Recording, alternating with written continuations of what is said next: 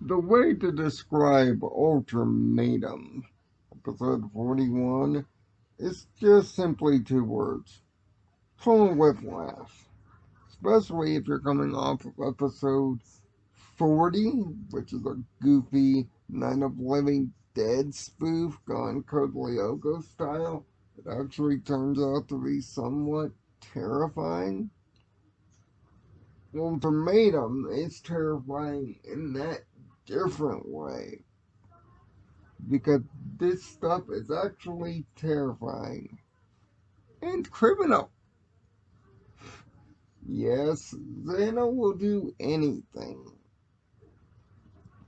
to achieve his mission, and he does not care about your silly laws or boundaries. This week, however, he decides a two-pronged attack,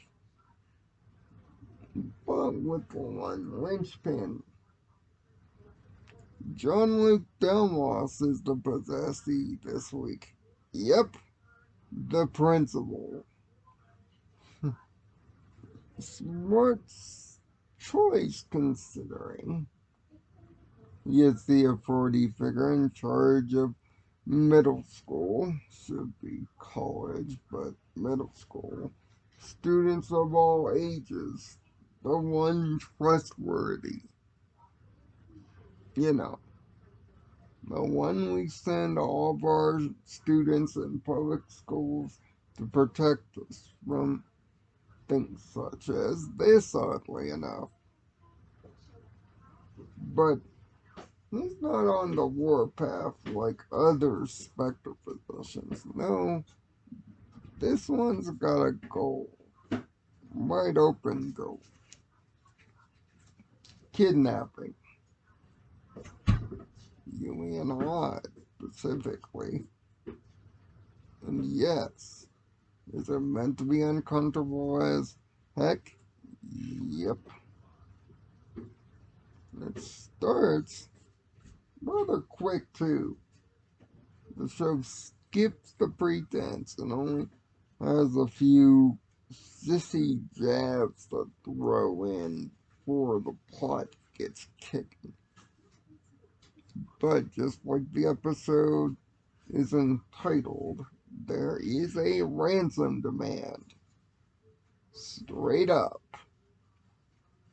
Text by the virus itself.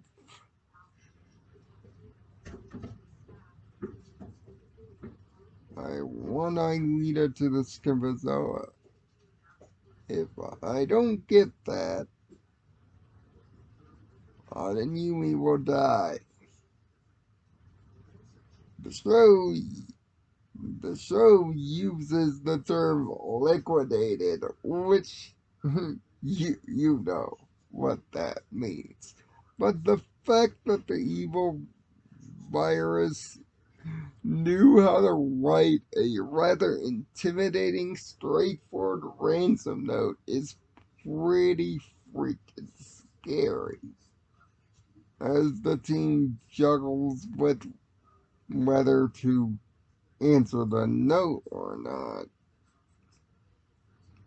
Not a small note at the beginning of the episode, played for partially the joke, is Jeremy literally inventing an EMP using a car battery, some jumper cables, and some other stuff. Yep. And if you and the reason they introduce you to this is it's going to be used. Or takes it upon himself to visit the local freezers around town and the docks to try to find you and Odd, taking the EFP with him, of course.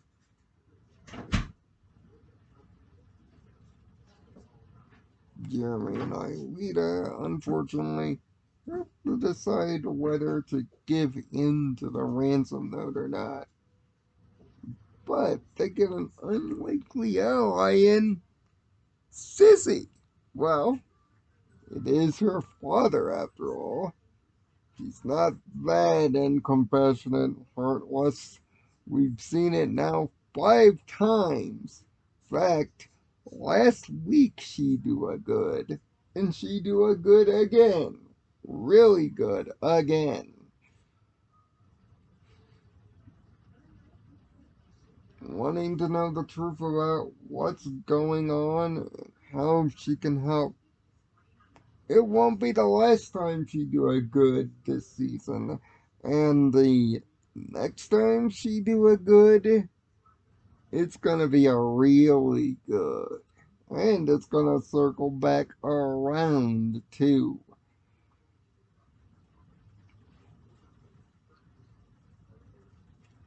Uh, as the ultimatum hits zero, it looks like it might be curtains for our Vegeta look-alike, and well, for Yumi. She's always playing playing Russian roulette with death. But thanks to work finding them conveniently being right next door and hearing them screaming, and thanks to the EMP, the three escape. As far as the Skipazilla goes, Aelita's got a plot. Because Aelita's the real leader of this team, and Jeremy's too much of an idiot simp to actually do the right thing. So, again, much like in a bad turn, Aelita has to take it herself and actually uses Sissi to do it. Yep, Sissi gets Aelita to Lyoko on her own asking. Now, what did Sissi do? Just give Jeremy a punch to the fucking gut so he'd be knocked out so that he doesn't bitch about Aelita taking it solo without protection. And no, phrasing, of course. And for a short time, it works. But Xana's seen this game 2 episodes ago. That's the Skimbazoa ready and waiting. But luckily, the rest of the gang have shown up.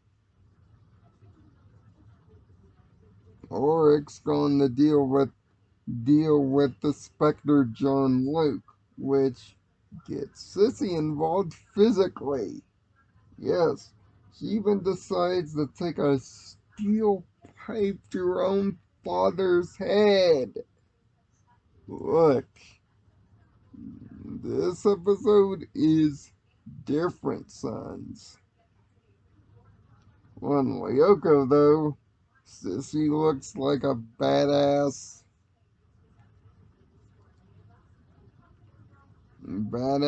odd looks, competent, and thanks to some clever planning, the job gets done. And also, of course, Ice Slide. And seeing Kangarods do the Ice Slide to hilarious effect is an added hilarious bonus. Tower is deactivated, but not before Elizabeth decides to thank Oric for his sacrifices with a literal kiss, which, of course, this is played up as a plausible deniability joke. Because, he has to be a tsundere, and everything's gotta end weird because love triangle. And even Eileen is involved in keeping the joke alive. But of course, because of her naive straightforwardness, it comes off as more funny that she has the question of what really happened rather than poignant. This episode is freakishly good. It's not disturbing as heck. Ransom notes, kidnappings, literal EMPs. This stuff goes beyond the Call of Duty for most shows in general, let alone kids shows, and packs it into 22 minutes. Every character is on their A game, except for poor Jeremy, the simp. And even Sissi winds up being a viable ally here. And the reason for going this far is already perfectly set up. There are no bribes, no other reasons. It's just a daughter's love for her father. That's all that's needed here. And it's played perfectly tense on all sides. Sure, this might not be one of Xana's more well executed or well thought attacks, but it is one of its most devilishly devious.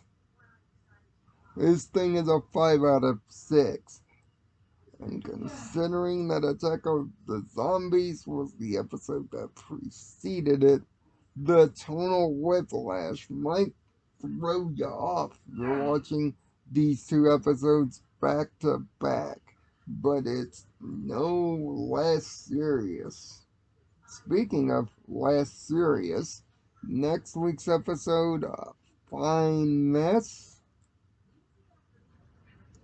will also flip the tone completely on its head again. But that's why we love this show. It can play both sides and play it well. So until next week, happy Halloween. And yes, I do have a video for that. As far as the episode for A Fine Mess comes, it will probably come the Tuesday before. Enjoy your week. Find peace in your own nirvana, and I'll see you next week.